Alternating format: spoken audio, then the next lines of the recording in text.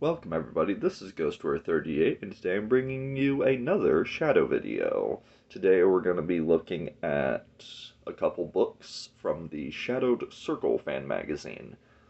I was lucky to be able to interview two of the creators of this magazine in one of my episodes of my Sanctum Files podcast, and I will put the link to that episode in the description of this video, should you be interested to want to give it a listen. I bought these on Amazon myself. These were not gifted to me like what I said in a previous video with Gangland's Doom. This is what their most recent project that they put out. And I've been enjoying reading that. I look forward to their next project. From what Steve told me, it's going to be being announced or put on Kickstarter around February. Now, I don't know if that's going to be issue 8 or if that's going to be another one like their compendium here, but that's going to be dedicated to Kent Allard as the Dark Eagle. So that'll be interesting. First, going off of the covers, the compendium here, this was released as both a soft cover, which is the one I have here, and also a hardcover.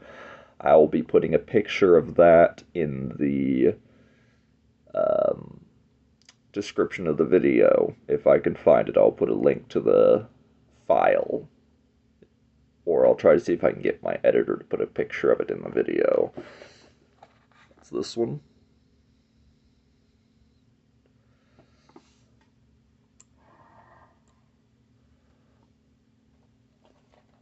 Looking over here. Just going over. It's a fairly good size, big book. A lot of articles here. A couple of these I have read already, because before I did my interviews with Steve Donoso and John Sees, he sent me a digital copy on both this book and issue 7. So I was able to brush up a bit from that on that before we started. It's a really nice book here. Some really good art from both fan art and official, with comics, pulps. Talks about some of each of their favorite books.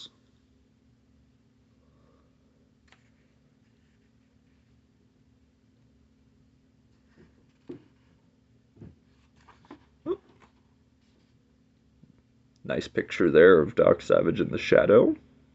That's cool.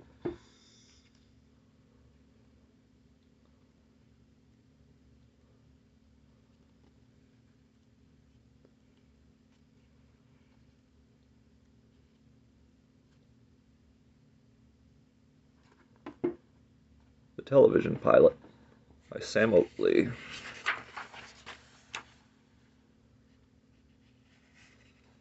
Burbank, The Shadows Man in the Chair.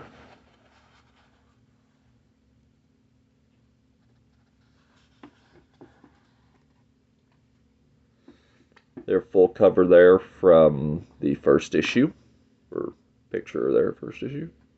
2, 3, 4. Oh, nice. There's issue 5. 5, back cover, 6. And then the 7 hardcover. I really liked this image of from the books that they did. This was cut a little bit, and the silhouette with the Shadow's face in here in the background was used as the photo from the hardcover. New York. But yeah, this is definitely on a little bit of a bigger book. It's about, we're not even like done with it yet. It's a fairly lengthy book.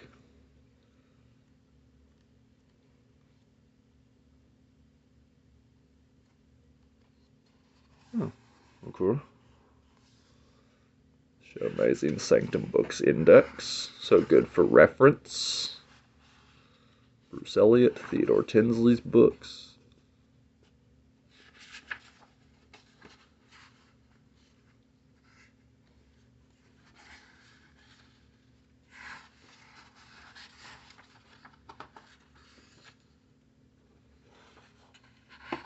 So 179 pages of shadow goodness. Back goes the barcode here.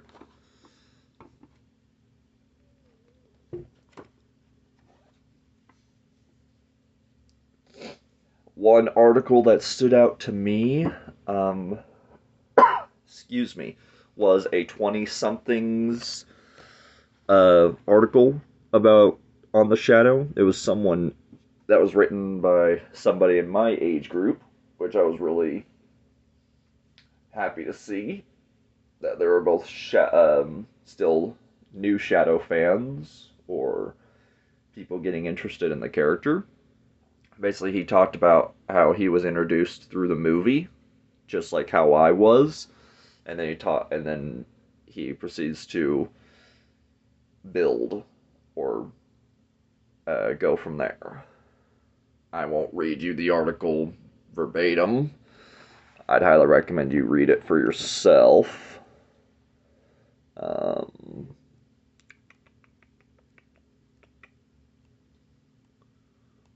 article in question.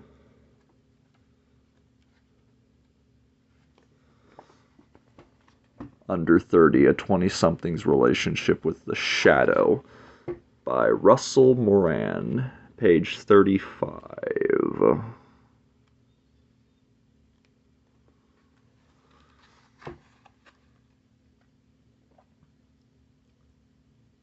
Some people are considered old souls, a younger person who loves a subject or subjects from years past. Some younger folks love the music from the 70s, 80s, 90s.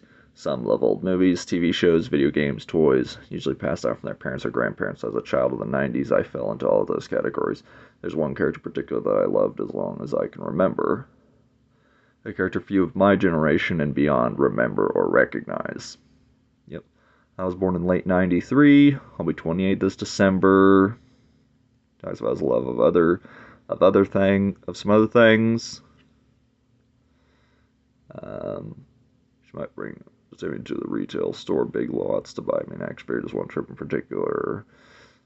Eyes were hypnotized by a figure of green and purple card back. Inside was a plastic bubble stood a man dressed in black. Thanks to the glowing eyes, action featured the red square covers his mouth. This is my introduction to the shadow. It was the toy.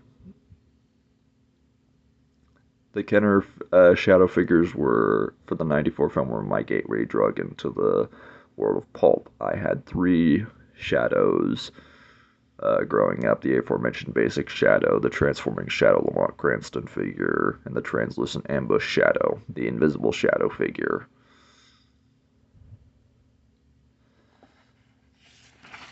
Yeah, basically talks about his hard one. Saw the film that the toys represented. As an adult, I had mixed feelings about the film. I was completely enthralled by the Shadow's introduction to the Brooklyn Bridge. It was one of the best superhero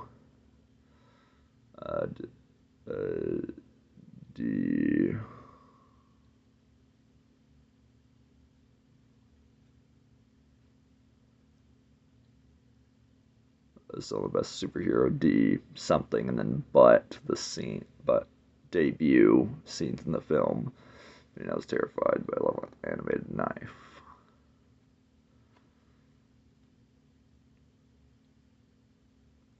After my initial shadow mania, I lost sight of him for several years. It didn't take long for the shadow to pop once it clouded my mind in middle school. I was an avid reader and collector of the comics. I remember this Shadow and wondered if The Night of Darkness was published in any books. I picked up the first issue of DC's Shadow series by Denny O'Neil and Kaluta for $3. Wow, that's not bad, considering what some of these books go for nowadays. It's going for much more than that now. I love the O'Neil series.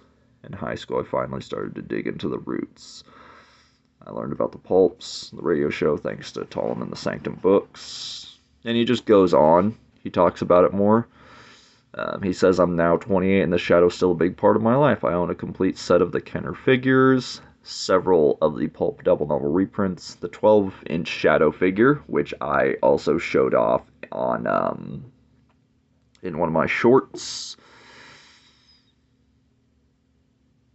The original film serials and a signed piece by Jim Steranko. Nice. I've recently re-embraced the 94 film. So, yeah. Anyway, like I said, I appreciated his article, and that was just kind of me reading bits from his article for you. And then, of course, the rest here are issues 6 and 7. This, issue 6, if it wasn't obvious by the cover, in the back, this one was themed around the Shadow's agent, Myra Reldon, a character mostly prominent, or first made prominent by the Teeth of the Dragon.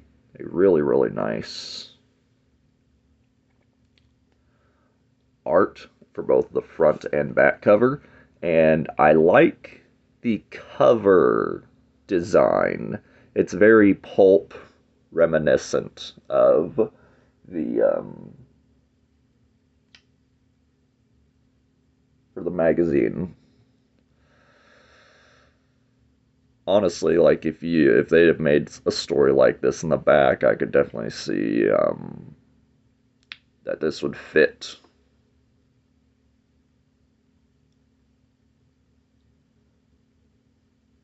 I don't know where I'm going with that train of thought. These are like about the size of one of the Sanctum reprints. Just for example here, I have Gangdom's Doom here. It's about the same size, just not as thick, of course. It's about the size of what would be maybe one story.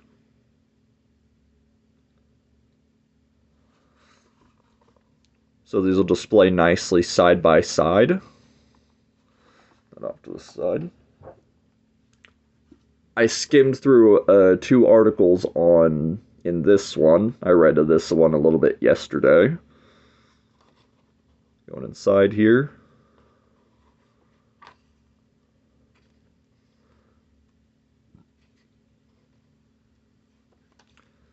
Checklist here, the Teeth of the Dragon, Golden Pagoda, Invincible Shiwan Khan, have that one. Spy Ring, that was with 82. Also the White Column. Issue 29, the Black Dragon.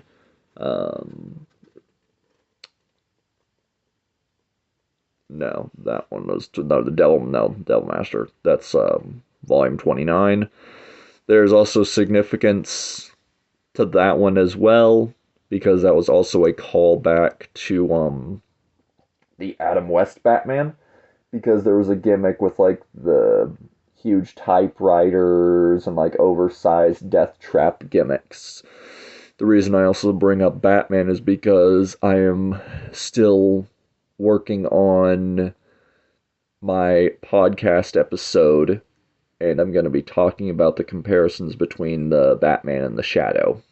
I'm basically throwing my own hat into the ring, talking about it.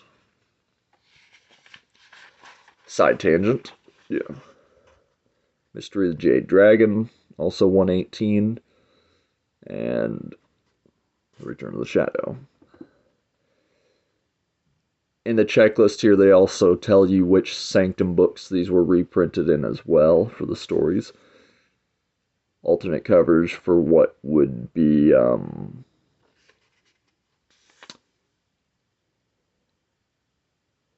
not Knight of Darkness. The Dark Avenger. Yeah, because Master of Mystery, the Dark Avenger, and Knight of Darkness.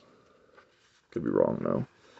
Shadow Last by John Cease. Take your time, boss. I've taken care of everything, and I made tea.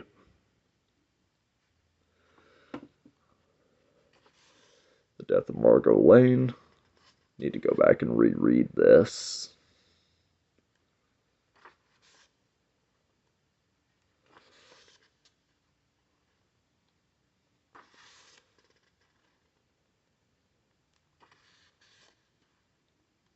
Some really nice Joe Booth art throughout this book.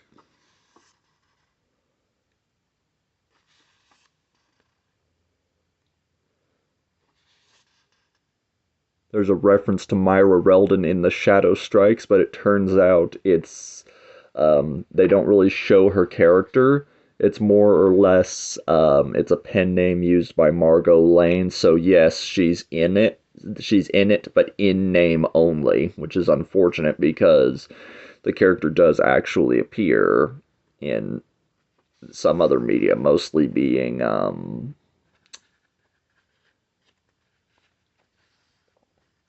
the original comics and the Death of Margot Lane.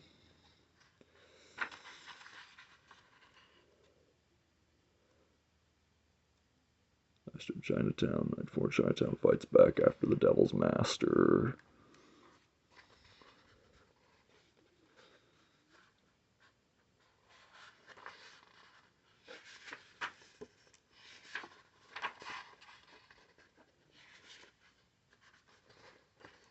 And then ads for the compendium.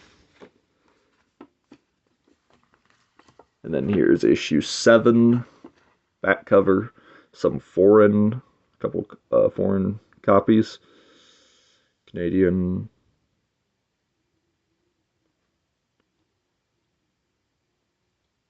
Read more about the covers in The Shadows Whisper on page 71.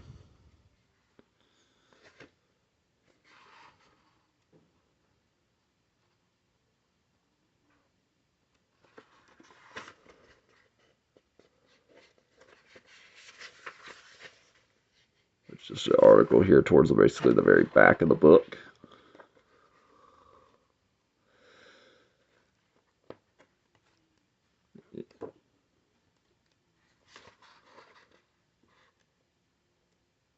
Talks about a couple of his agents that I did a video on, or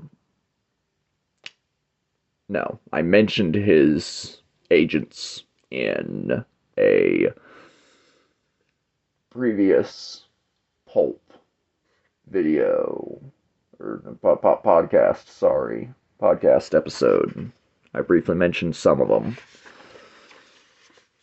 The Gangland's Doom goes into them more in detail. But yeah, that's the video here. I'd highly recommend you check these out for yourself. These are still widely available. You can purchase them directly from the Shadowed Circle website. I will put a link to that website in the description of this video. And you can also get these on Amazon, which is how I did it. All I can say is I'd highly recommend supporting this project. If you're wanting to get into the Shadow, this is a great starting point, of course. Or if you're already currently a Shadow fan and you haven't picked these up yet, please please do so. They're only like about $16 a piece, but you can also get them as ebooks. But until then, fellow agents, I will see you all next time with another video. So, take care.